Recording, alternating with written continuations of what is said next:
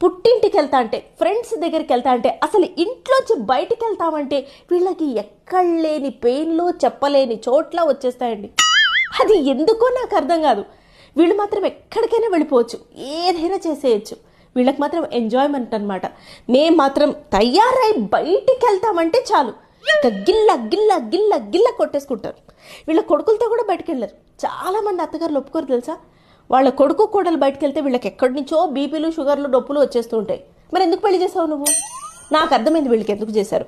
వీళ్ళల్లో వీళ్ళు ఏది, ఈ ఒక ఫ్యామిలీ, ఒక మదరు, ఒక డాటరు, ఒక సన్, ఒక హస్బెండ్, ఈ సదరు ఫ్యామిలీ కొట్టుకొని కొట్టుకొని కొట్టుకొని కొట్టుకొని బోర్ వచ్చి పెళ్ళి అనే పేరు మీదట ఇంకో కొత్త ఫ్యామిలీ, ఆ ఫ్యామిలీలోంచి కొత్త పర్సన్ని తెచ్చుకొని జీవితాంతం కొట్టుకుంటూ ఉంటారు కొత్త కొత్త గొడవలతో, క్యూట్గా. లేకపోతే గొడవలు తవ్వి తవ్వి బయటికి తీసి మరి. అందుకు కావాలి వీళ్ళకి.